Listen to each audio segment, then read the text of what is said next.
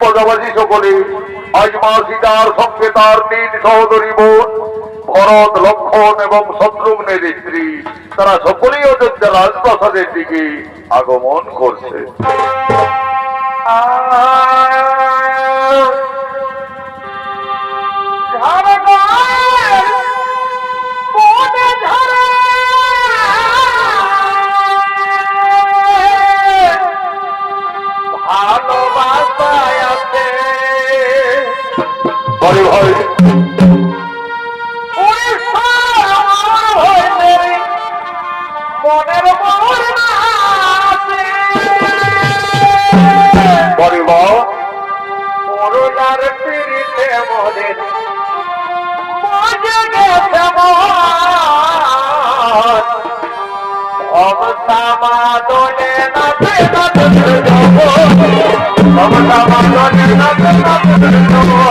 আজ মা সীতার সঙ্গে তার 3 সহোদরী বোন পাণ্ডবী, উর্মিলা ও শত্রুঘ্ন তারা সকলে অযোধ্যা রাজপ্রাসাদে আগমন করেছে।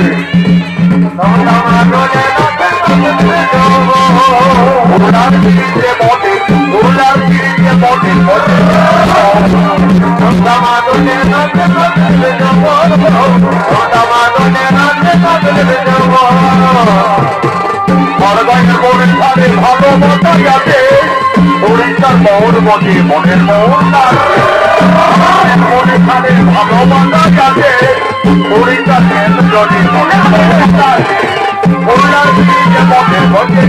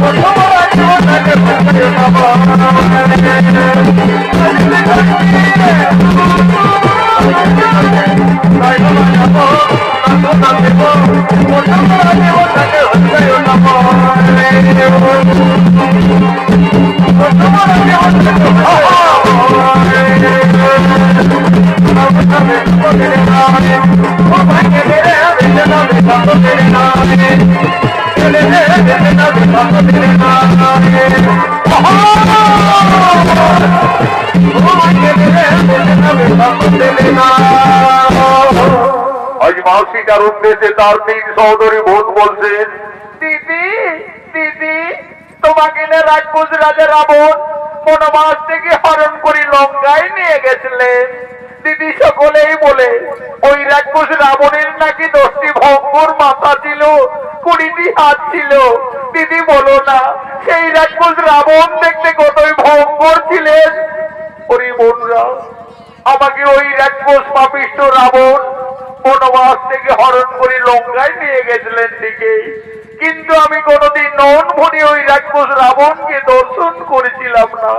তবে আমাকে যেদিন আকাশপথে হরণ করে নিয়ে যায় লঙ্কায়, সেই দিন সমুদ্রের জলে ওই ভয়ঙ্কর দানবের রূপটি দেখেছিলাম। ওরে বোনরা, সেই রাক্ষস রাবণ কতই ভয়ঙ্কর। আজ আমি রাজপ্রাসাদের মধ্যে তার শরীরের রক্ত প্রত্যঙ্গ সমস্তই অঙ্কন করব, তা তোমরা নন মনে দর্শন করো। মা সীতা, রাক্ষস রাবণ দেখতে কতই ভয়ঙ্কর ছিলেন। আজই অযোধ্যা রাজপ্রাসাদের মধ্যে তার 10টি ভয়ঙ্কর রাক্ষসের মাথা, 20টি হাত, শরীরের অঙ্গ প্রত্যঙ্গ একের পর এক মা জানকী অঙ্কন করতে লাগলেন। সেই সময় মা সীতা 5 মাসের গর্ভবতী ছিলেন। মা সীতার নয়নে নিদ্রার আকর্ষণ জেগে উঠল। সেই রাক্ষসের ছবি অঙ্কন করতে করতে মা সীতা তার উপরেই নিদ্রা যাপন করিলেন। দিদি, মান্ডবী দিদি, ওই দেখো আমাদের সীতা দিদি রাক্ষস রাবণের ছবি অঙ্কন করতে করতে নিদ্রামৃত হয়ে গেলেন। আমাদের সীতা দিদি 5 মাসের গর্ভবতী, তার বিশ্রামের খুবই প্রয়োজন। চলো দিদি, ততক্ষণে আমরা রাজপ্রাসাদের অন্তরালে যাই। চলো। Oh my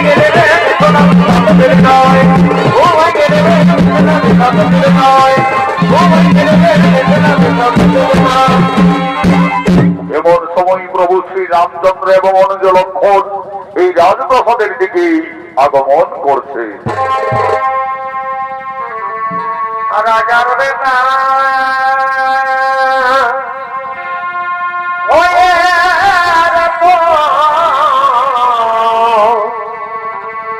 রাজার বেটা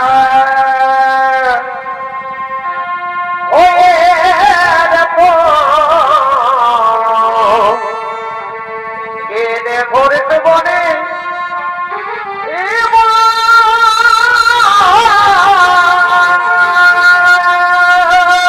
পরে ভাই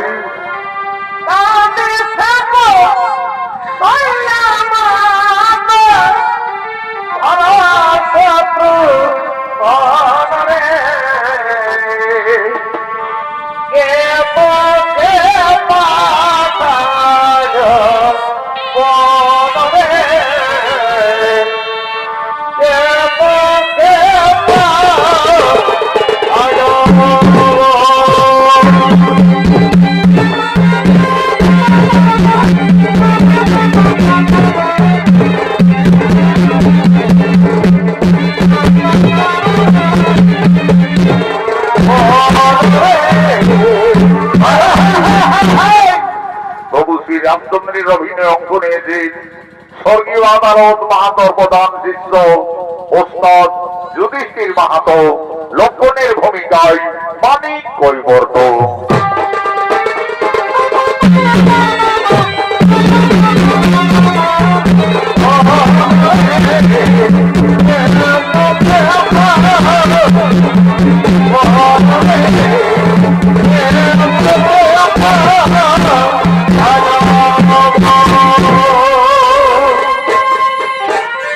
পরিবার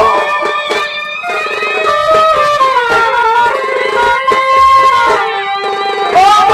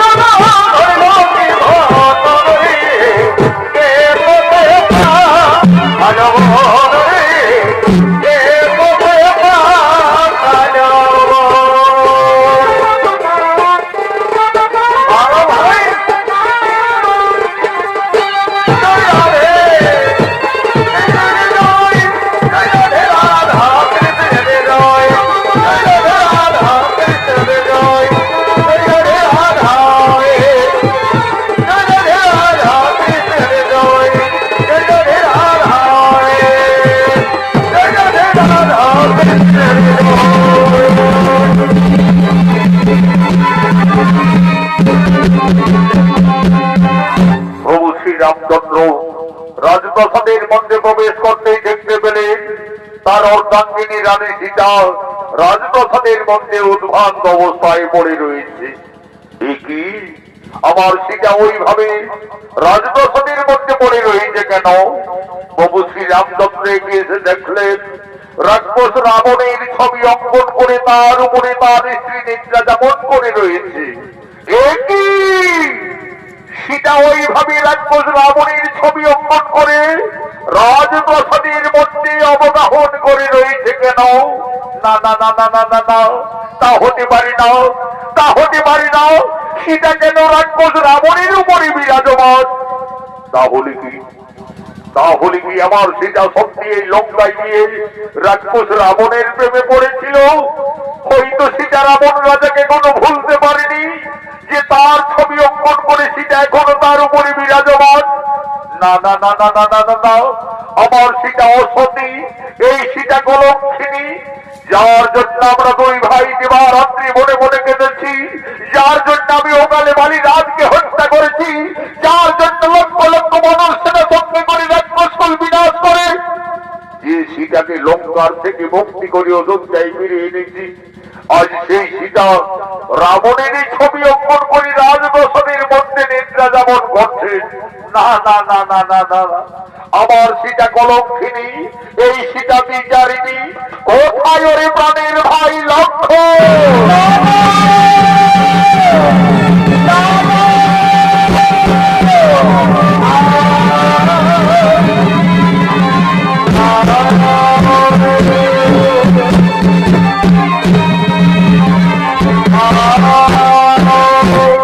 আদেশ করুন দাদা, ওরে ভাই লক্ষ্মণ, ওরে আমার প্রাণের ভাই লক্ষ্মণ, ওইতে করে ভাই আমাদের রানী সীতা রাক্ষস রাবণের ছবি অঙ্কন করে রাজপ্রাসাদের মধ্যে নিদ্রা যাপন করে রয়েছে।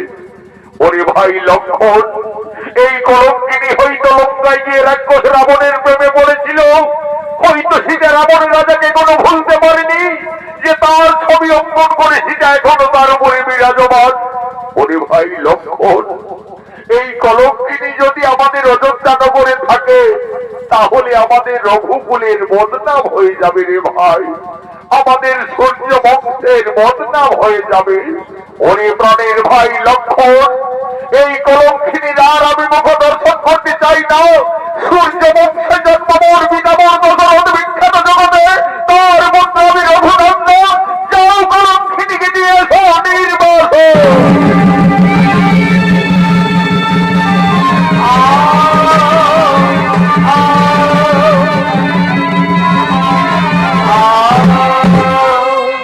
দেবী, তুমি একই করলে দেবী, তুমি আজ আমাদের অযোধ্যার পবিত্র মাটিকে কুলসিত করে দিলে।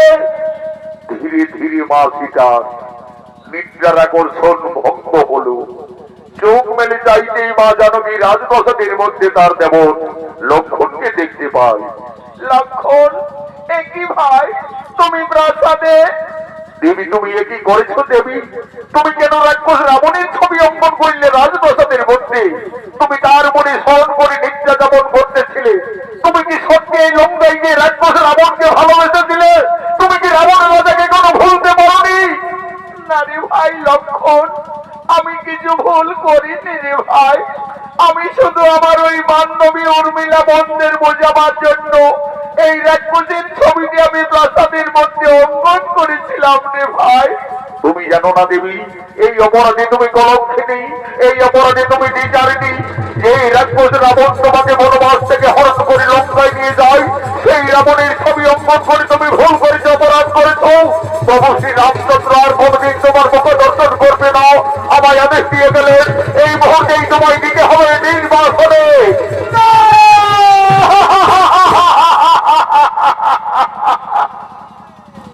হে প্রভু, হে প্রভু রঘুনাথ, আজ তুমি আমাকে বিনা অপরাধে কলঙ্কিনী সাজালে। হে স্বামী, তুমি তো আমাকে লঙ্কার থেকে ফিরে এনে আমাকে সকলের উপস্থিতিতে অগ্নি পরীক্ষা করিয়েছিলে প্রভু। সবকিছু যেন আজ আমি বিচারিনি। ওরে ভাই লক্ষ্মণ, তোমার দাদা যখন আর আমার মুখ দর্শন করবে না, তাহলে আমার এই অযোধ্যা নগরে থাকার প্রয়োজন হবে না রে ভাই। চলো ভাই, তুমি আমায় দিয়ে এসো নির্বাসনে। বিনা দোষে বনবাসী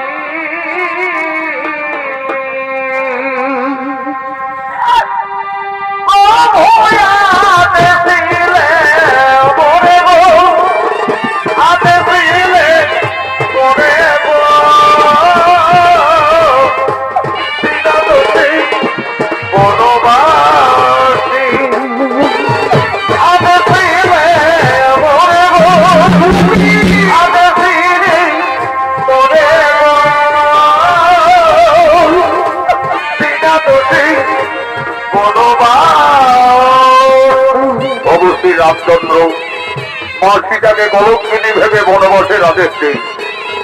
এই আদেশ পালন করার জন্য তার ভাই লক্ষণ আজ মাসিটাকে বনবাসে নিয়ে যাচ্ছে। আগে আগে চলেছে লক্ষণ। আজ মনের দুঃখে মাসিটাকে দেখেছে বনবাসে যাচ্ছে।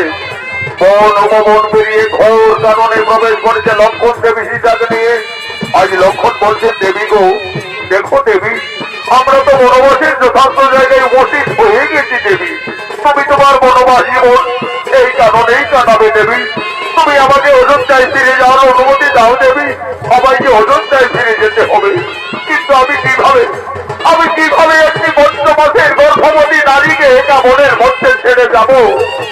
তুমি আমায় ক্ষমা করে দাও দেবী, আমায় তুমি ক্ষমা করে দাও।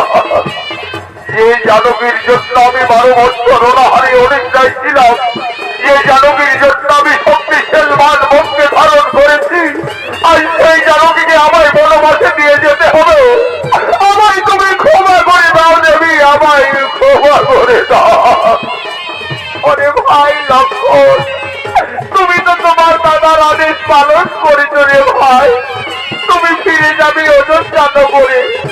তোমার দাদা আমাকে বিয়ের সময় দিয়েছিলেন আমার গলার মুক্তার হার, কানের দুল, পায়ের নপুর। আমার বনবাসে এই অলঙ্কারের শোভা পাবে না রে ভাই। এই অলঙ্কার গুলি ফিরিয়ে নিয়ে যাবে অযোধ্যা নগরে। তোমার দাদা রঘুরাজের কাছে দিয়ে বলবে, দাদা তোমার আদেশ আমি পালন করেছি। তোমার কলঙ্কিনী সীতাকে আজ আমি মনে দিয়ে এসেছি, বনবাসে দিয়ে বনবাসে দিয়ে এলাম। তোমার জানো কি রে, তোমার জানো কি রে, বনবাসে দিয়ে এলাম। প্রভু শ্রী রামচন্দ্র মাসিটাকে বিয়ের সময় যে অলঙ্কার দিয়েছিলেন, আজ মনের দুঃখে মা জানকী কেঁদে কেঁদে গলার মুক্তার হার, কানের দোল, পায়ের নপুর একের পর এক সমস্ত অলঙ্কার লক্ষণের হাতে তুলে দিলে। আজ মাসিটা বলছে, ওরে ভাই লক্ষণ, এই সমস্ত অলঙ্কার নিয়ে তুমি ফিরে যাবে অযোধ্যা নগরে। তোমার দাদা রঘুরাজের কাছে গিয়ে বলবে,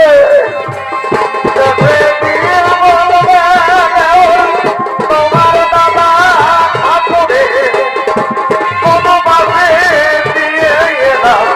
তোমার জানকী দেশে গিয়ে বলবে, তোমার দাদা আসবে বনবাসে দিয়ে এলাম। তোমার জানকী। লক্ষণ ফিরে চলে গেলেন অযোধ্যা নগরী। আজ মা সীতা সংসার হারা, জনম দুঃখিনী বনবাসিনী। আজ মা জানকী বনে বনে যাচ্ছে, তার কহনের ধারা অবিরত বইছে। আজ মা সীতা কাঁদছে আর কেঁদে কেঁদে মনের দুঃখে বলছে, হে বিধাতা, আমি এখন কোথায় যাব? এই বনবাসে আমি কি খাবো? আমি কিভাবে আমার এই গর্ভের সন্তানকে বাঁচাবো? না না না না না না, আমি আর কোথাও যাব না। আমার বেঁচে থাকার চেয়ে আমার মরে যাওয়াই ভালো হবে, আমার মরে যাওয়াই ভালো হবে। হে প্রভু রঘুনাথ, তুমি শুধু যুগে যুগে আমাকে কাঁদিয়েই চলেছ প্রভু। আমার এই নারী জনম দুঃখের জনম, যুগে যুগে আমায় কেঁদে যেতে যেতে হলো। চারি যুগে আমি বড় মন্দ ভাগিনী, চারি যুগে আমি বড় মন্দ ভাগিনী। কেনে কেনে দিন কেটেছি এমনি হত ভাগিনী, কেনে কেনে দিন কেটেছি এমনি হত ভাগিনী। চারি যুগে আমি বড় মন্দ,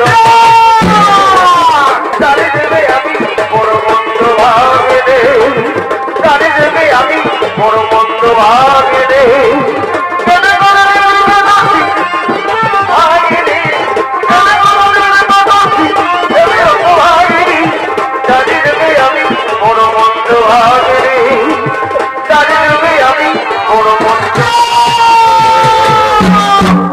দাঁড়াও, কি মা তুমি?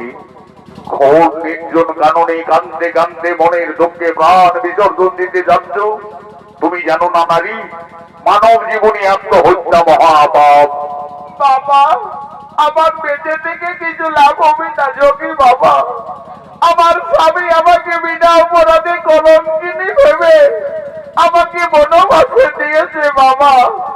আমি সংসার হারা জনক নন্দিনী সীতা। মা সীতা, তুমি বনবাসে এসেছো মা? আমি যোগী বাল্মীকি, আমি জানতাম না জানো কি? একদিন না একদিন তোমাকে বনবাসে আসতেই হবে। মা সীতা, তুমি কেঁদো না মা। বিধির বিধান কেউ লঙ্ঘন করতে পারে না মা, বিধির বিধান কেউ লঙ্ঘন করতে পারে না। মা সীতা, তোমার বনবাস জীবন কাটাবার জন্য আমি এই তপবনে পূর্বেই একটি সুন্দর পাতার কুটির নির্মাণ করে রেখেছি। চলো মা জানকী, তুমি না কেঁদে না ভেবে তোমার বনবাস জীবন ওই পাতার কুটিরেই কাটাবে। চলো। আমার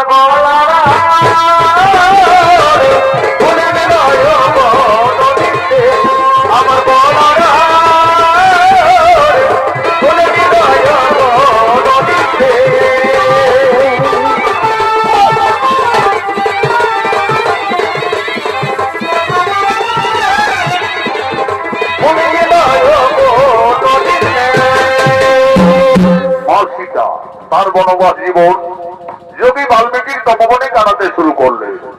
মা সীতার গর্ভের যখন 10 মাস 10 দিন পূর্ণ হয়ে যায়, সুন্দর একটি পুত্র সন্তানের জন্ম দিলেন।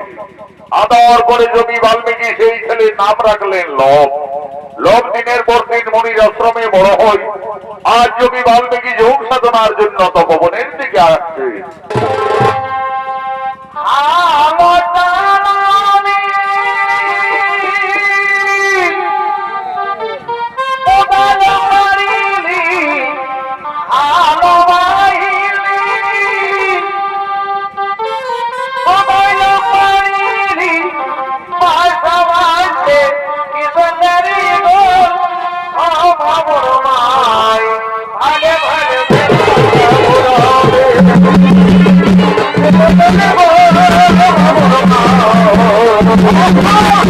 যোগী বাল্মীকির অভিনয়ে রঞ্জিত মাহলি।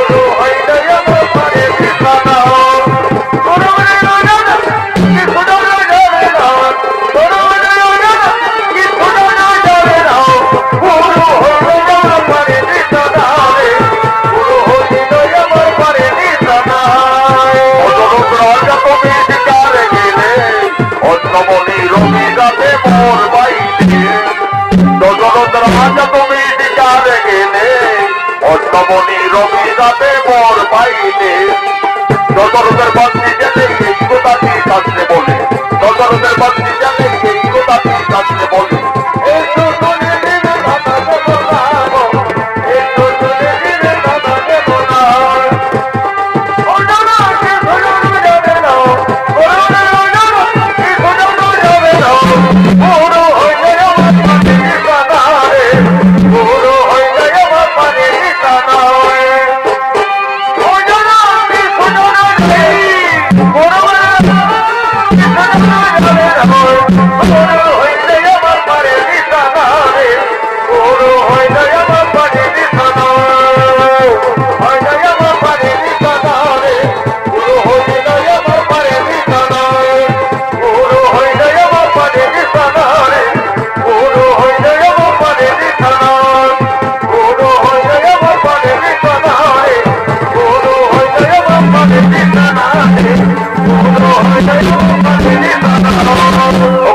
যোগী বাল্মীকি আজ তপবনে যোগী যোগ সাধনাই রত হলে ও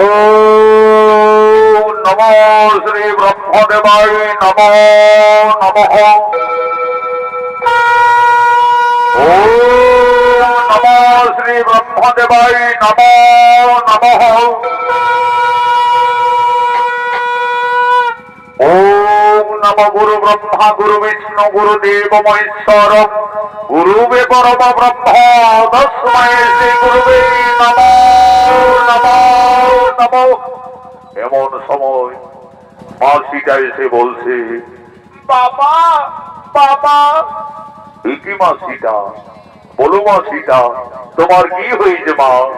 বাবা আমার পুত্র লব ওই দেখো বাবা সে এখন বৃক্ষতলে ঘুমিয়ে রয়েছে। বাবা আমি ততক্ষণে ওই সরোবর থেকে স্নান সেরে জল নিয়ে ফিরে আসছি বাবা। দেখো মাসিটা তুমি স্নানে যাবে চলে যাও কিন্তু দেরি করো না মা, কারণ তোমার পুত্র লব ছোট্ট বালক সে খুবই উপদ্রব করি, সে এখন ঘুমিয়ে রয়েছে থাক, আমি এখন এখানেই ধ্যানে আছি। যাও মা তুমি আর বিলম্ব না করে তাড়াতাড়ি সরোবর থেকে স্নান করে জল নিয়ে ফিরে আসবে যাও। সীতা গেল জলানিতে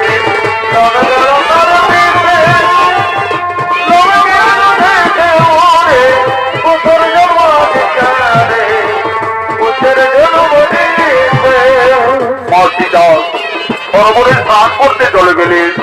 যোগী বাল্মীকি রোগ বসলেন পুনরায় ধ্যানে। এমন সময় লোকের ঘুম থেকে যায়। লোক তার মায়ের পিছন পিছনে ছুটে চলে গেলেন সরোবর থেকে। মনের ধ্যান ভঙ্গ হলো। মনের সেখানে লোক ঘুমিয়ে নেই। কি লোক তো বৃক্ষতলায় ঘুমিয়েছিল, তাহলে ছেলেটি হঠাৎ গেল বা কোথায়? ওরে লোক তুমি কোথায় গেলে ফিরে এসো। না না না না এদিকে তো লোককে কোথাও দেখা যাচ্ছে না। তাহলে বাগানে আমদাম খেতে গেল নাকি রে বাবা? ছোট্ট বালক গাছ থেকে পড়ে যাবে। ওরে লোক তুমি কোথায় গেলে ফিরে এসো। না না না না এই তপবনে লোভের কোথাও কোনো বার্তা পাওয়া যাচ্ছে না। তাহলে কি কোনো হিংস্র জন্তু ছেলেটাকে একেবারে খেয়েই ফেললো নাকি রে বাবা? তাহলে তো সর্বনাশ হয়ে যাবে।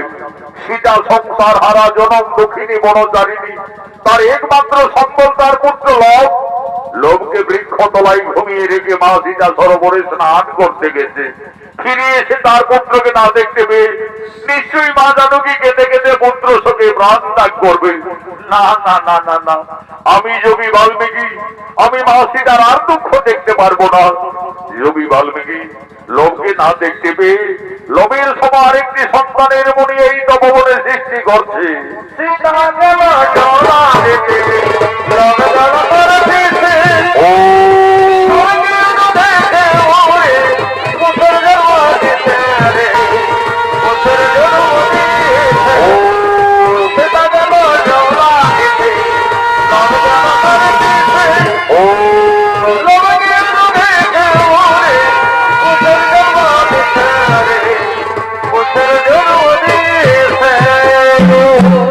সীতা সরোবর থেকে স্নান করে ফিরে এসে দেখতে লোভের মতো আরেকটি ছেলে সেই বৃক্ষতলায় ঘুমিয়ে রয়েছে।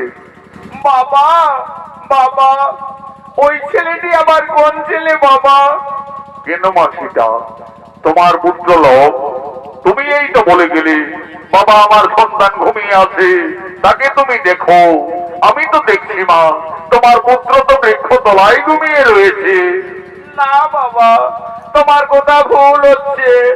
এই দেখো বাবা, আমার ছেলে তো আমার পিছনে পিছনে সরোবরে ছুটে গেলেন।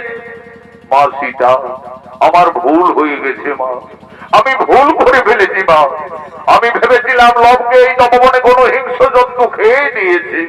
আমি তোমার দুঃখ না সইতে পেরে মা সীতা, আমি যে লোভের মতো আরেকটি সন্তানের সৃষ্টি করিলাম মা।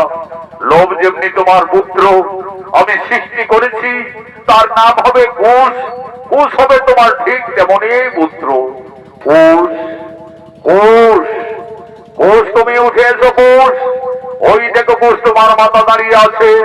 যাও কুশ, তুমি তোমার মায়ের কোলে চলে যাও। মা সীতার একটি সন্তান ছিল। যোগী বাল্মীকির আশীর্বাদে মা জানকীর তপবনে দুইটি পুত্র হলো। তার দুই সন্তানকে নিয়ে মা সীতা তার বনবাস জীবন আনন্দেই কাটাতে চলেছে।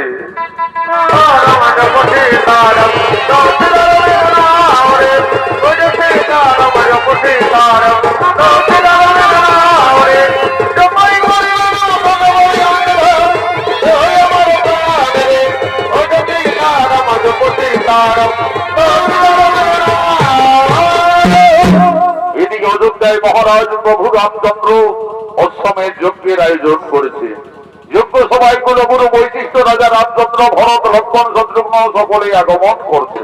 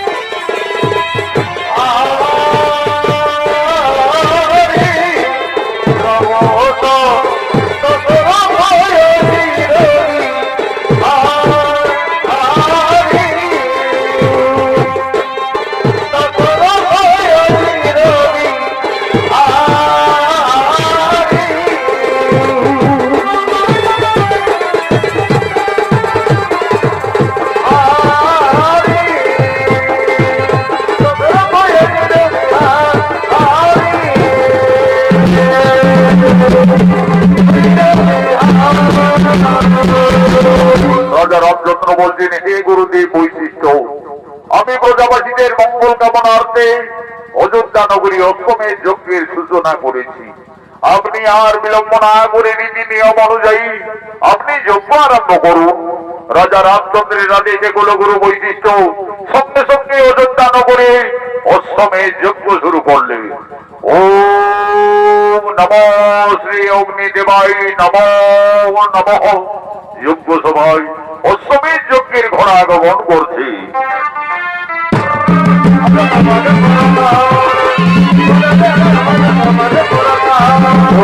নমো শ্রী অগ্নিদেবায় নমো নমঃ। নমঃ শ্রী বব্বদেবায় নমঃ বব্বদেবায় নমঃ নমঃ সাহা নমঃ সাহা নমঃ সাহা। হে রাজা শ্রী রামচন্দ্র, আমাদের অশ্বমের যজ্ঞ প্রায় সমাপনের মুখে। আপনি আর বিলম্ব না করে এই অশ্বমের যজ্ঞের ঘোড়ার কপালে সুন্দরভাবে সন্ধ্যা করে লিপিবদ্ধ করুন। এই ঘোড়া রাজা শ্রী রামচন্দ্রের অশ্বমের যজ্ঞের ঘোড়া। এই ঘোড়া যতদূর পরিভ্রমণ করবে ততদূর অযোধ্যার সীমানা বলে পরিচিত থাকবে। আর যদি কেউ বাহু বলে এই ঘোড়াকে বন্দী করে, তাহলে রাজা শ্রী রামচন্দ্রের সঙ্গে যুদ্ধ করতে হবে। কুলগুরু বৈশিষ্ট্যের আদেশে রাজা রামচন্দ্র অশ্বমের যজ্ঞের ঘোড়ার কপালে সন্ন্যাস করে লিপিবদ্ধ করিলেন। ঘোড়া যজ্ঞস্থল থেকে যাচ্ছেন, ঘোড়ার পিছনে পিছনে অযোধ্যার সমস্ত সেনারা যেতে লাগলেন।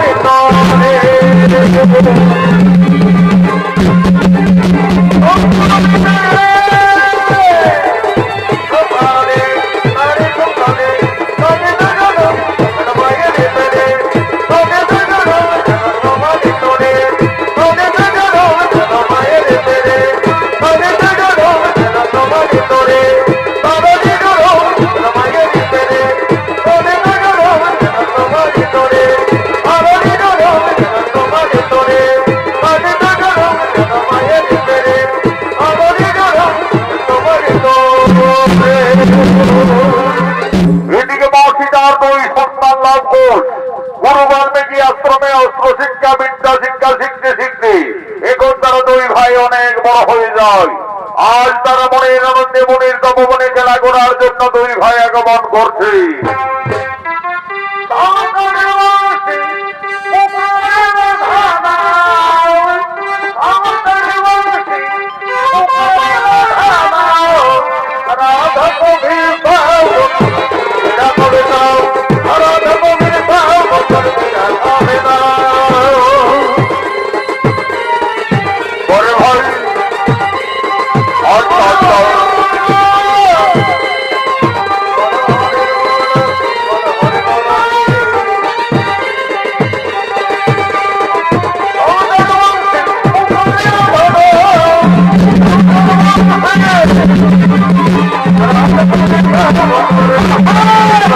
এরাই হল মা সীতার দুই সন্তান লব ও কুশ।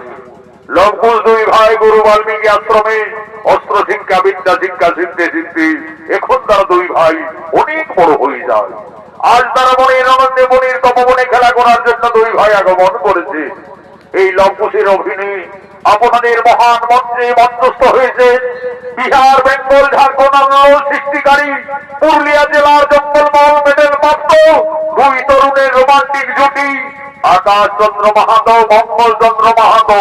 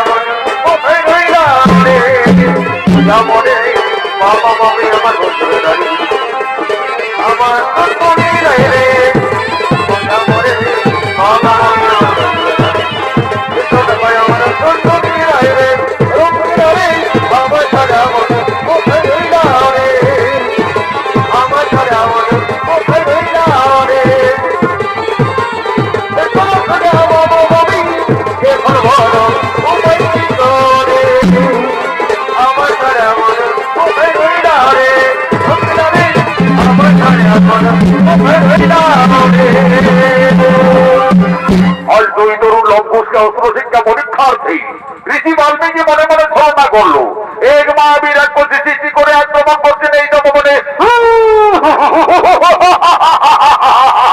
ওরে ভাই কুকুর, ওই দেখো ভাই, এক ভয়ঙ্কর রাক্ষসী এই তপবনের দিকে ছুটে আসছি। চলো ভাই, ততক্ষণে আমরা কুটিরে পালিয়ে যাব। না দাদা, আমরা কুটিরে পালাতে যাব কেন? আমাদের তো গুরুদেব যোগী বাল্মীকি অস্ত্র শিক্ষা শিখিয়েছে। চলো না দাদা, সেই অস্ত্র মানে দুই ভাই ওকে বিনাশ করে দেবো। তবে তাই চলো ভাই, তাই চলো। এই রাক্ষসী এই তপবনে আর এক পায়ে এলে আজ তোকে আমরা সকলে বিনাশ করবো। কি এত সাহস তোদের? ঋষি বালক, আজ আমি তোদের তপবনে খেয়ে ফেলবো।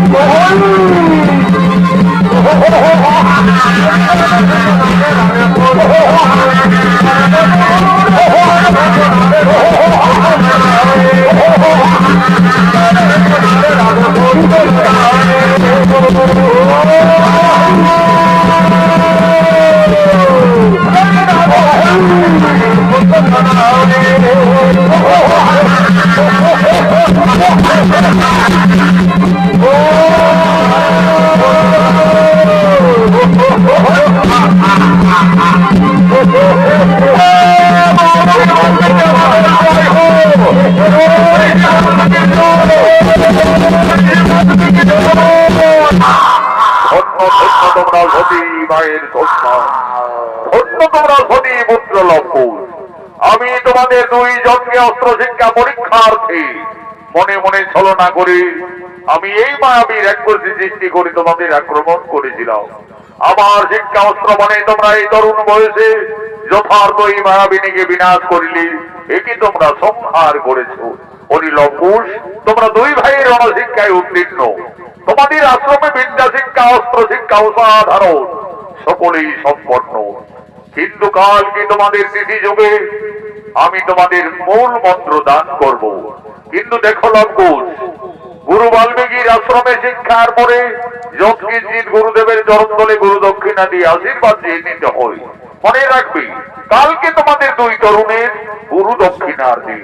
তাই হবে ঋষিবোধ, কালকে আমরা আশ্রমে আসার সঙ্গে সঙ্গে আমাদের মাতা জননীর কাছ থেকে আমরা যথার্থই গুরু দক্ষিণা নিয়ে আসবো। দেখো লম্বুজ, মনে থাকে যেন কালকে তোমাদের গুরু দক্ষিণার দিন।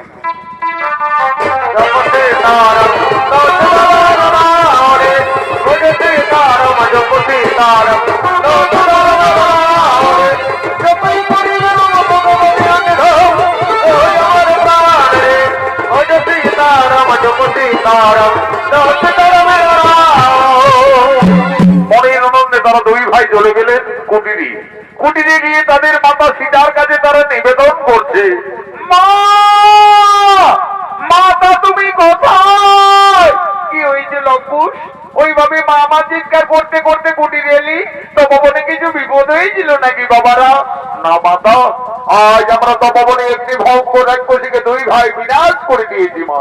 আমাদের গুরুদেব ঋষি বাল্মীকি বলেছেন আমরা অস্ত্র শিক্ষায় সফল হয়ে গেছি মা। আমাদের বিদ্যা শিক্ষাও আশ্রমে সম্পন্ন। কালকে আমাদের গুরু দক্ষিণা দিতে হবে। দাও মা, আমাদের গুরু দক্ষিণা দাও। ওরে লম্বুজ, ওরে পুত্রগণ, তোমরা তো দুই ভাই বড় হয়েছ, তোমরা তো সকলেই বুঝতে পারছো আমরা যে বনবাসী বাবারা, আমাদের কুটিরে কিছু নেই লম্বুজ। আমি কি দিয়ে তোমাদের গুরু দক্ষিণার থেকে মুক্তি করব? মা, তুমি কেন না মাতা, তোমার দিবারাত্রি কান্না আমরা যার কিছুতেই সইতে পারি না। জানো মা, আমাদের ঋষিবর যোগী বাল্মীকি বলেছেন চুরি করা অপরাধ, কিন্তু চেনা অপরাধ নয়। ওই তোমার প্রতিদিন নগর দেখা যাচ্ছে। চলো না মাতা, আমাদের গুরু দক্ষিণার জন্য সকলের কাছে কিছু কিছু সাহায্য চেয়ে নেবে। মা সীতা একদিন ছিলেন অযোধ্যায় মহারানী, আর সে ভাগ্য ফেরে সংসার হারা জনম দক্ষিণী বনচারী। তার দুই সন্তানের গুরু দক্ষিণা দেওয়ার মতো মা সীতার কুটিরে কিছুই নেই।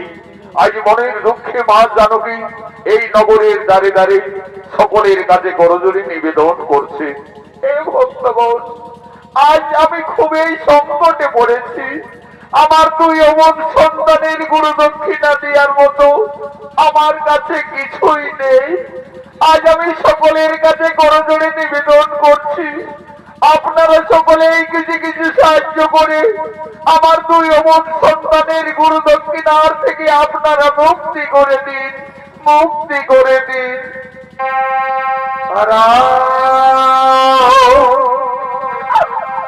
সিয়া রাম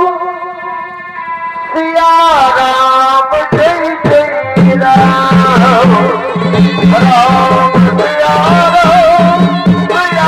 রাম জয় জয় রাম। আজ মনে দুঃখে মা সীতা তার দুই সন্তান লবকুশের গুরু দক্ষিণার জন্য নগরে নগরে দাঁড়ে দাঁড়িয়ে মা জানকী ভিক্ষা করতে লাগলে, সকলের কাছে মা সীতা সাহায্য চাইতে লাগলে।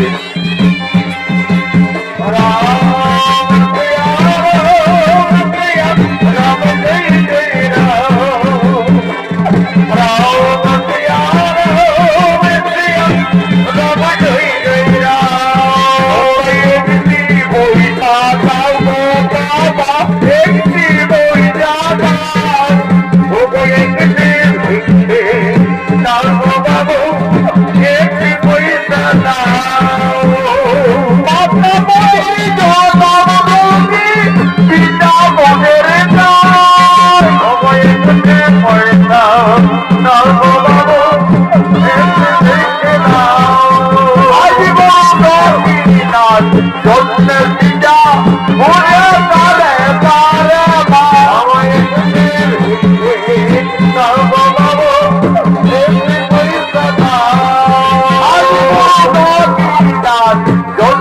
সময় কত কিছু টাকা গো আমায় এসে পয়সা নাও গো বাবু দেখে নাও বিপদকালে ভগবান তোমাকে চরণে আমায় এসে নাও গো বাবু দেখে পয়সা নাও জন্মের সময় আনন্দিত গানে গো আমায় এসে দেখে নাও গো বাবু দেখে পয়সা নাও জন্মের সময় কত কিছু দাদা গো আমায় এসে দেখে নাও গো বাবু দেখে পয়সা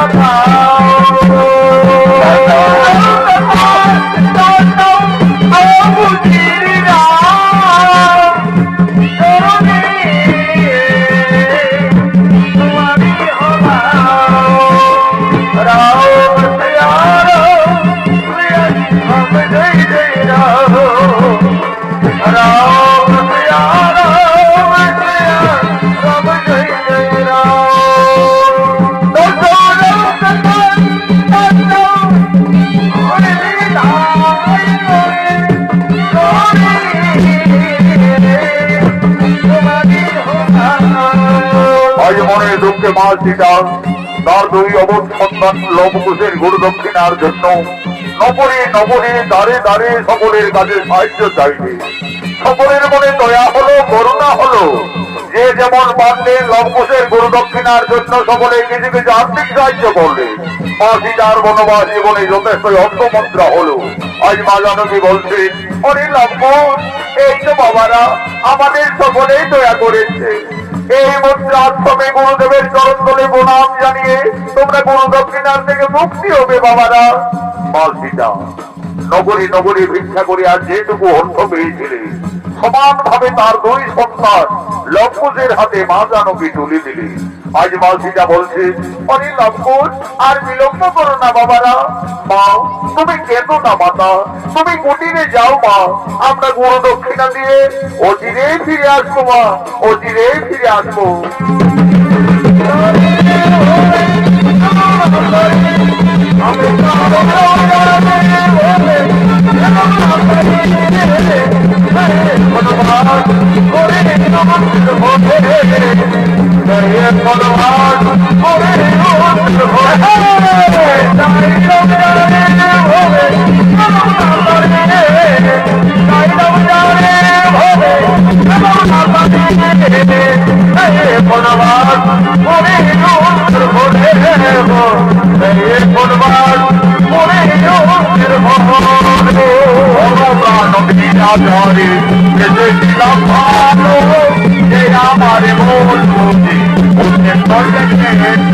আজ বড় আনন্দে তারা চলে গেলেন ঋষি বাল্মীকি আশ্রমে। গুরুজনে প্রণাম জানিয়ে দুই ভাই বলছেন, গুরুদেব আমরা আমাদের গুরু দক্ষিণা যথারীতি নিয়ে এসেছি। এই সামান্য অর্থমন্ত্র নিয়ে আমাদের আশীর্বাদ করো, আমাদের গুরু দক্ষিণার থেকে মুক্তি করে দাও। ধন্য ধন্য তোমরা সতী পুত্র লবকুশ, ধন্য তোমরা সতী মায়ের সন্তান। আজ আমি আনন্দিত, আমি গর্বিত। আমি তোমাদের পূর্ণ আশীর্বাদ করব, তোমরা আরো শক্তিশালী হবে, আরো ভয়ঙ্কর যোদ্ধা হবে। এই নাও জমিবন, এই নাও আমাদের গুরু দক্ষিণা। বলি লবকুশ, আমাকে যে বিশেষ কাজে কয়েকদিনের মতো কপিল মুনির আশ্রমে যেতে হবে। আমি এই তপবনে ফিরে আসা না পর্যন্ত তোমাদের দুই ভাইয়ের হাতে এই তপবন রক্ষার দায়িত্বভার দিয়ে যাচ্ছি।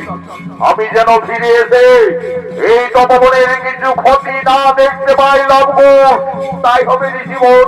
আমরা যথার্থ এই তপবনকে রক্ষা করে যাব, এই তপবনের আমরা কিচ্ছু ক্ষতি হতে দেব না। তাহলে লবকুশ আমি যাই গঙ্গাসাগরে কপিল মুনির আশ্রমে।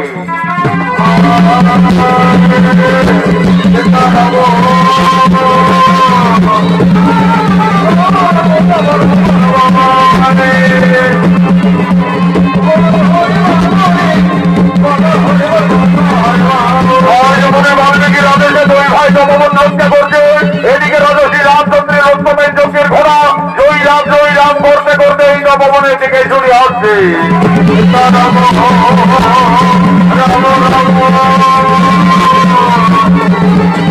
রাম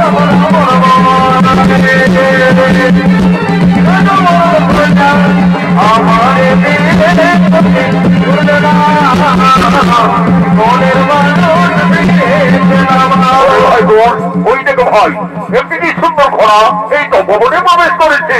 দাদা দাদা মস্ত বড় ঘোড়া দাদা, আমার ঘোড়ার পিঠে যাবার খুবই ইচ্ছে করে দাদা, আগে আমি একটু ঘোড়ার পিঠে যাবো। ওরে ভাই ঘোষ নামো নামো নামো, ওই দেখো ওই ঘোড়ার কপালে কি লেখা আছে? কি লেখা আছে দাদা? ওই দেখো ভাই লেখা আছে এই ঘোড়া অযোধ্যার মহারাজ শ্রী রামচন্দ্রের অষ্টমের যজ্ঞের ঘোড়া। এই ঘোড়া যতদূর যাবে অযোধ্যার সীমানা বলে পরিচিত থাকবে, আর যদি কেউ বহু বলে বন্দী করে তাহলে রাজা শ্রী রামচন্দ্রের সঙ্গে যুদ্ধ করতে হবে। দাদা এই ঘোড়া তো আমাদের গুরু বাল্মীকির তপবনে প্রবেশ করেছে, আমাদের তো গুরুদেব এই তপবন রক্ষার দায়িত্ব ভার দিয়ে কপিল মুনির আশ্রমে গমন করেছে। চলো দাদা গুরুদেবের আদেশ আছে আমরা একে বন্দী করবো, প্রয়োজনে আমরা যুদ্ধ করবো, তবে তাই চলো ভাই তাই চলো। ওরে অশ্ব তুমি আমাদের তপবনের বন্ধু, আমাদের সঙ্গে খেলা করবে? চলো ভাই ঘোষ আমাদের বন্ধু ঘোড়ার পিঠে চড়ে আমরা এই তপবনে খেলা করি।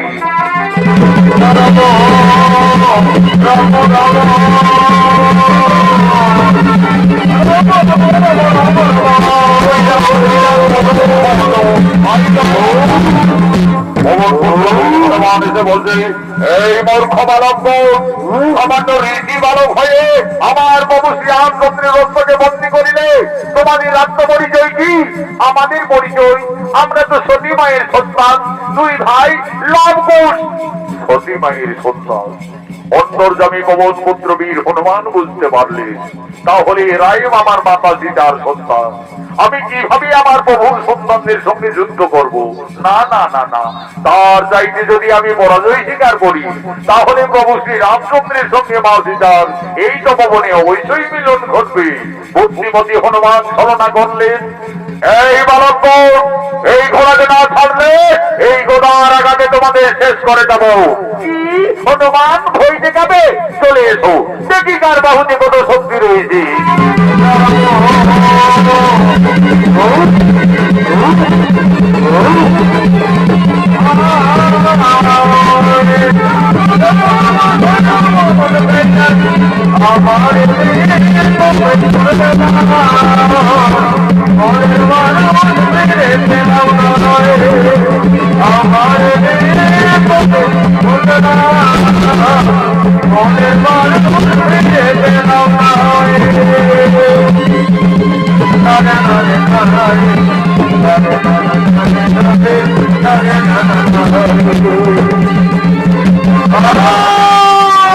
বুদ্ধিমতী হনুমান ছলনা করে আজ পরাজয় স্বীকার করলেন। হনুমানকে বন্দী রাখলেন লক্ষ্মণ তপবনের এক বৃক্ষ ডালে। এমন সময় উপস্থিত হয়ে গেলেন ভরত ও শত্রুঘ্ন। এই বালক আমাদের অষ্টমের যজ্ঞের ঘোড়াকে তোমরা এই কারণে বন্দী করিলে কেন?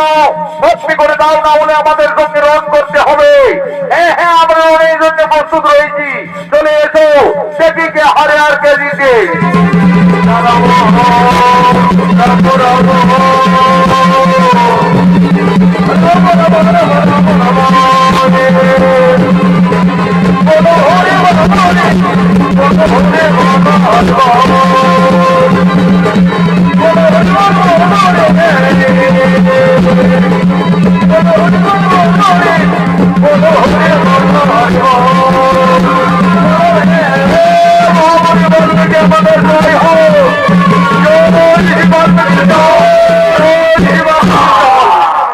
মূর্ছিত মনে পরাস্ত করিলেন ভরত ও শত্রুঘ্ন। এমন সময় উপস্থিত হয়ে যায় অযোধ্যার মহারাজ শ্রী রামচন্দ্র এবং অনুজ লক্ষণ। ওরে ভাই লক্ষণ ওই দেখো ভ্রাতা পরাস্ত করেছে আমাদের সহোদর ভরত শত্রুঘ্নকে, পরাস্ত করে বন্দী রেখেছে পবন পুত্র বীর হনুমানকে, বন্দী রেখেছে অশ্বমেধ যজ্ঞের ঘোড়াকে। কেমন শক্তিশালী এই কারণে দুই ঋষি বালক। কে বাবা তোমরা? আমরা সতী মায়ের সন্তান, গুরু বাল্মীকি শিষ্য, দুই ভাই লবকুশ। লবকুশ দেখো লবকুশ এই ঘোড়াকে বন্দী করে ভুল করেছো, এই ঘোড়াকে মুক্তি করে দাও বালকগণ। তাহলে তুমি এই কি অযোধ্যার মহারাজ শ্রী রামচন্দ্র? হে বালকগণ তোমাদের অনুমান সত্য, আমি অযোধ্যাপতি ত্রিলোক জয়ী রাজা শ্রী রামচন্দ্র। রাজা ওই ঘোড়ার কপালে লেখা আছে এই ঘোড়া যতদূর যাবে ততদূর অযোধ্যার সীমানা বলে পরিচিত থাকবে। হে বালকগণ তোমরা তো ঠিকই বলেছ, এই ঘোড়া আমার অশ্বমেধ যজ্ঞের ঘোড়া। এই ঘোড়া পূর্ব পশ্চিম উত্তর দক্ষিণ যত দূরেই যাবে তত দূর অযোধ্যার সীমানা বলেই পরিচিত থাকবে। রাজা, তাহলে তো বিনা যুদ্ধে এই ঘোড়াকে আমরা কিছুতেই ছাড়তে পারবো না। আমাদের গুরুদেব ঋষি বাল্মীকি আমাদের তপবন রক্ষার দায়িত্ব ভার দিয়ে কপিল মুনির আশ্রমে গমন করেছে, তাই তো গুরুদেবের আদেশে আমরা বন্দী রেখেছি। তাহলে তোমরা রণের জন্য প্রস্তুত হয়ে যাও বালকগণ। আমার সঙ্গে যে রণ করতে হবে, আর আমি ত্রিলোক জয়ী, আমার সঙ্গে কোনোভাবেই রণে উত্তীর্ণ হতে পারবে না। আমার রণে তোমাদের মৃত্যু হয়ে যাবে। তোমাদের মৃত্যুর সংবাদ পেয়ে তোমাদের পিতা মাতা কতই না দুঃখ পাবে। দেখো বালকগণ, তোমরা কোন ঋষি পুত্র, কে তোমাদের পিতা, কে বা তোমাদের মাতা? আমরা তো আমাদের পিতার নাম জানি না, এইটুকু জানি সতী মায়ের সন্তান, দুই ভাই লবকুশ। লবকুশ, তোমরা তোমাদের পিতার নাম জানো না? আমি কিভাবে এই অবধ বালকদের সঙ্গে রণ করতে পারি? দেখো লবকুশ, তোমরা অবধ বালক আমার পুত্র সম। যদি একবার আমায় পিতা সম্বোধন করো, আমি পুত্র ভেবে তোমাদের ক্ষমা করে দেব। এই রাজা, তোমাকে আমরা বাবা বলবো কেন? তুমি আমাদের বাবা বলো। শান্ত হও বালকগণ, আমি যদি তোমাদের বাবা সম্বোধন করি, তাহলে বিনা যুদ্ধে আমার এই অশ্বকে মুক্তি দেবে তো? তা না হয়ে পড়ে দেখা যাবে, আগে বলে দেখো তো। আচ্ছা বালকগণ, আমি না হয় তোমাদের বাবাই বললাম। এই রাজা, তুমি কাকে বাবা বললে? আমাকে বাবা বললে, না আমার দাদা লবকে বাবা বললে? কেন বালকগণ, আমি তোমাদের দুইজনকেই বাবা বললাম। তাহলে বলো দেখি রাজা, তোমার মায়ের কোটা স্বামী? এই মূর্খ তরুণী ঋষি বালক, তোমরা সাবধান হও। তোমরা অযোধ্যার মহারাজ শ্রী রামচন্দ্রের রণে উপস্থিত রয়েছ। হ্যাঁ হ্যাঁ, আমরা সতী মায়ের সন্তান রণকে ভয় পাই না। চলে এসো রাজা সম্মুখ সমরে, বিনা যুদ্ধে না ছাড়িব শ্রমের যজ্ঞের ঘোড়া।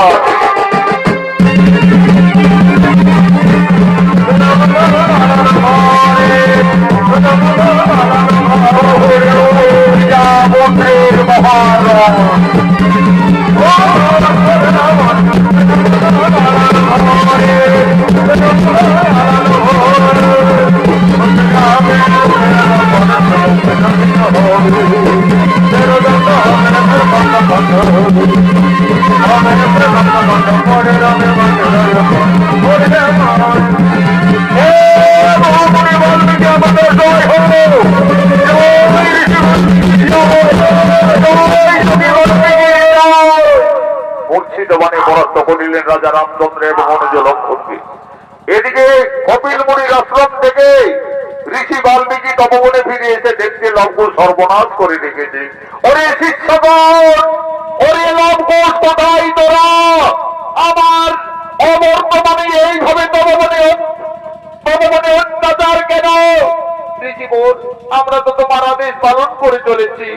এই তপবন রক্ষা করতে গিয়ে এই সমস্ত যোদ্ধাদের রণে পরাস্ত করে রেখেছি। ঋষি দাদু, একটি জান্ত হনুমানকে পরাস্ত করে এই জঙ্গলের লতায় পাতায় বন্দি করে রেখেছি। ওরে, তোরা আবার হনুমান নাকি? কোথায় হনুমান বন্দি রেখেছ? ওই দেখো ঋষি দাদু, ওই বৃক্ষ ডালে। ওরে বাবারি, এই যে আমার পবন পুত্র বীর হনুমান রে বাবা, এই হনুমানের সঙ্গে ঝগড়া করেছ। ওরে লবকুশ, এই রাজাদের না জেনে না শুনে আঘাত করিলে কেন? যা যা, তোদের মাতা সীতাকে তোরা তাড়াতাড়ি তপবনে ডেকে নিয়ে আয়। তোদের মাতাই বলবে ওই রাজার সঙ্গে তোমাদের পরিচয় কি। মা, তুমি তাড়াতাড়ি তপবনে এসো মাতা। ওরে লবকুশ, তপবনে কি হয়েছে বাবারা? মা, আজ আমরা যুদ্ধে জয়ী হয়ে গেছি মা। একটি জান্ত হনুমানকে বন্দি করে রেখেছি পরাস্ত করে। কই লবকুশ, কোথায় পরাস্ত করে হনুমানকে বন্দি রাখিলে বাবারা? ওই দেখো মাতা, ওই তপবনের বৃক্ষ ডালে। ওরে লবকুশ, এই যে পবন পুত্র বীর হনুমান, এই হনুমানকে তোমরা কেন বন্দি করেছো বাবারা? দে লবকুশ, হনুমানকে তোরা মুক্তি করে দে। ওই হনুমান একদিন আমার মান রেখেছে। ওই হনুমান আমার জন্য লঙ্কায় কতই না দুঃখ পেয়েছে। দে বাবারা, তোরা হনুমানকে তাড়াতাড়ি মুক্তি করে দে। মা সীতা, ওদিকে তো বৃক্ষ ডালে তুমি হনুমানকেই দেখেছো, আর এই দিকে তাকিয়ে দেখো মা, তোমার সন্তানরা, তোমার স্বামী, তোমার দেবরদের সকলকেই রণে জর্জরিত করে রেখেছে। ওরে লবকুশ, এ তোরা কি করেছিস বাবারা? তোরা কাদের সঙ্গে যুদ্ধ করেছ? তোরা তো লঙ্কুশ, আমার হাতের শাখা সীতার সিঁদুর আজ তো ভবনে সকলে মুছে দিলে বাবারা। বাবা, আমি আমার বনবাস জীবনে তোমার কাছে কোনোদিনই কিছু চাইনি বাবা। আজ আমার দুই অমন সন্তানই ক্ষমা করে আমার স্বামী এবং দেবরগণকে পুনরায় জীবিত করে দাও বাবা, পুনরায় জীবিত করে দাও। মা সীতা, তুমি শান্ত হও মা, মারা যায়নি মা। লবকুশের রণে পরাস্ত হয়ে সকলে জ্ঞান হারা অবস্থায় পড়ে রয়েছে। আমি এক্ষুনি কমণ্ডলে জল হইতে সকলের জ্ঞান পুনরায় ফিরিয়ে দিচ্ছি। ওম নমঃ সাহা, উঠো রাজা শ্রী রামচন্দ্র। ওম নমঃ সাহা, উঠো বীর অনন্ত লক্ষণ। ওম নমঃ সাহা, উঠো বীর ভরত কুমার। ওম নমঃ সাহা, উঠো বীর শত্রুঘ্ন। হে রাজা শ্রী রামচন্দ্র, তুমি আমার অবর্তমানে আমার এই তপবনে এসে আমার এই দুই অবধ শিষ্যর সঙ্গে এইভাবে রণ করতে পারো না। মনে করি রাজা, একদিন তুমি তোমার রানীকে কলঙ্কিনী ভেবে 5 মাসের গর্ভবতী অবস্থায় বনবাসে দিয়েছিলে। তোমার এই অভিশাপ সন্তান হলো এই লঙ্কুশ। দেখো লঙ্কুশ, যাদের সঙ্গে তোমরা ঝগড়া করছো, যুদ্ধ করছো, মারামারি করছো, তারা রেগে তোমরা জানো না, চেনো না, তারা তোমাদের এই বংশের লোক, সম্পর্কে সকলেই তোমাদের কাকা। আর যে রাজার সঙ্গে তোমরা রণ করেছো সেই রাজা শ্রী রামচন্দ্র হলো তোমাদের জন্মদাতা পিতা। ঋষিবর, ওই রাজা আমাদের জন্মদাতা পিতা? এর লঙ্কুশ, তোমরা তো রাজপুত্র। যাও, তোমাদের ভুল স্বীকার করে অবিলম্বে ক্ষমা দিয়ে নেবে যাও। পিতা, পিতা আমাদের ক্ষমা করে দাও পিতা, আমরা ভুল করে রণ করেছি। ওরে লঙ্কুশ, আজ আমার মনে পড়িল বাবারা, আমি যেদিন রাক্ষসকুল বিনাশ করে লঙ্কার থেকে আমার সীতাকে অযোধ্যায় ফিরিয়ে এনেছিলাম, সেই দিন রাবণের মাতা নিকোষা আমায় কেঁদে কেঁদে অভিশাপ দিয়েছিলেন। বলেছিলেন, ওরে বনবাসী শ্রী রামচন্দ্র, আজ যেমন পুত্র সঙ্গে আমাকে কাঁদতে হচ্ছে, আমিও তোমাকে অভিশাপ দিচ্ছি। তুমি ত্রিলোক জয়ী হলো, একদিন না একদিন তোমার পরাজয় নিশ্চিত হবে তোমার পুত্রের হাতে। আজ আমার সেই অভিশাপের কথা মনে পড়েছে লঙ্কুশ। তোমরাই আমার পুত্রগণ, এসো বাবারা, আমার পক্ষে এসো। মা সীতা, আর তুমি কেঁদো না মা, তোমার বনবাস জীবন শেষ হয়ে গেছে মা, তোমার আনন্দের দিন এসেছে। যাও মা সীতা, তোমার পরিবারের সকলেই তোমার অপেক্ষায় দাঁড়িয়ে রয়েছে। রাজা শ্রী রামচন্দ্র একদিন মা সীতাকে কলঙ্কিনী দ্বিচারিণী ভেবে 5 মাসের গর্ভবতী অবস্থায় ক্রোধবশত বনবাসে দিয়েছিলেন। ঋষি বাল্মীকির কৃপায় ফিরে পেলেন তার স্ত্রী সন্তানকে। আনন্দ হলো, জয় জয়কারে রাম ভক্ত পবন পুত্র বীর হনুমান বলছেন, বলো বলো সীতাপতি রাজা শ্রী রামচন্দ্র কি। রাজা